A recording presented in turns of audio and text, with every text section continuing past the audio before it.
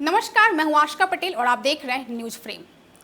गिरिडीह जिले में शिक्षा व्यवस्था पूरी तरह चरमराई हुई नजर आ रही है। तमाम प्रयासों के बावजूद शिक्षा विभाग के वरीय अधिकारी सरकारी स्कूलों में बेहतर शैक्षणिक माहौल तैयार करने में नाकाम साबित हो रहे हैं। हालात ऐसे हो गए हैं कि कई स्कूलों में शिक्षक शिक्षिकाएं अपनी मनमर्जी से काम कर रहे हैं, जबकि कुछ स्कूलों में प्रधानाध्यापक अपने दबदबे को बनाए रखने के लिए तरह तरह के हथकंडे अपना रहे हैं।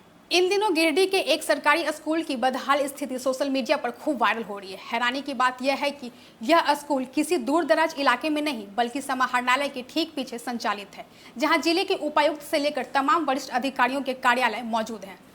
4 दिन पहले ही जिले के नव पदस्थापित उपायुक्त रामनिवास यादव ने इस स्कूल का निरीक्षण किया था और व्यवस्था में सुधार के निर्देश भी दिए थे। बावजूद इसके हालात जस के तस हैं। अब इस मामले को लेकर स्थानीय जनप्रतिनिधि और बच्चों के अभिभावक आवाज उठाने लगे हैं और स्कूल की व्यवस्था दुरुस्त करने की मांग कर रहे हैं।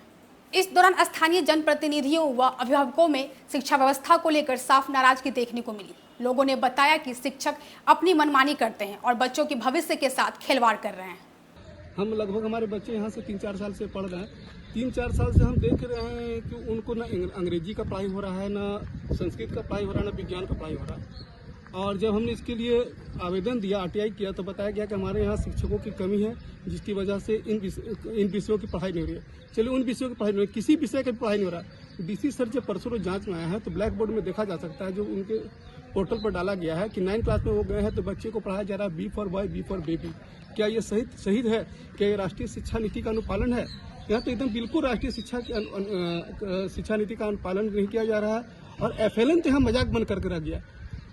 जैसे कि हम आया मैडम यहाँ प्रभारी है, वो 1 क्लास नहीं लेती है, ना लेती है, ना किसी को लेने देती है। वो अगर कहती है कि हमको लोग दिक्कत कर रहा है, लोग उनको दिक्कत नहीं कर रहा, दिक्कत वो लोग को कर रहे हैं। वो अपने भी बैठती है ऑफिस में और ऑफिस में बैठती है।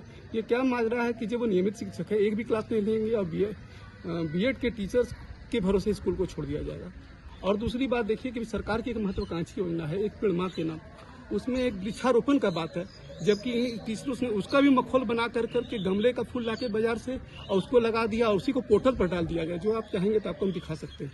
जिसके बाद आज जिले के जिला शिक्षा पदाधिकारी वसीम अहमद और DSC मुकुल राज उत्क्रमित उच्च विद्यालय महेश लुंडी पहुंचे और इस मामले की जांच करने के बाद जिला शिक्षा पदाधिकारी वसीम अहमद ने कहा कि उत्क्रमित उच्च विद्यालय महेश लुंडी से लगातार कई शिकायतें मिल रही थी। विद्यालय में हम लोग जांचे हैं, है ना। विद्यालय में जो कुछ भी कमियां हैं उनका आवश्यक दिशा निर्देश दिया गया है। वर्तमान में कुछ जो शैक्षणिक और गैर शैक्षणिक कार्य हैं अद्यतन नहीं है, तो उसको हम लोग करवा रहे हैं। अभी वर्तमान में तो हम लोग अभी यहाँ के जो प्रभारी प्रधानाध्यापक है उसको चेंज कर रहे हैं। इसके बाद जो वरीय पदाधिकारी हैं इसमें जो टीचर्स हैं उनको हम लोग HM का चार्ज दे रहे हैं और ये हेडमास्टर का जो परिवर्तन है वो आज से कल तक में हो जाएगा। नए हेडमास्टर से लेंगे कि बहुत सारे आवश्यक दिशा निर्देश दिए गए हैं, उस पर ये लोग काम करेंगे। आशा है कि बहुत जल्द ही इसमें सकारात्मक सुधार और अच्छे रिजल्ट आपको दिखेंगे। जांच के बाद शिक्षा विभाग ने कार्रवाई करते हुए प्रभारी प्रधानाध्यापिका को हटा दिया और नए प्रधानाध्यापक की नियुक्ति कर दी गई है। जल्द ही नए शिक्षकों की भी तैनाती की जाएगी। अब देखना यह होगा कि इससे स्कूल की हालात सुधरते हैं या नहीं। गिरिडीह से संतोष तिवारी की रिपोर्ट।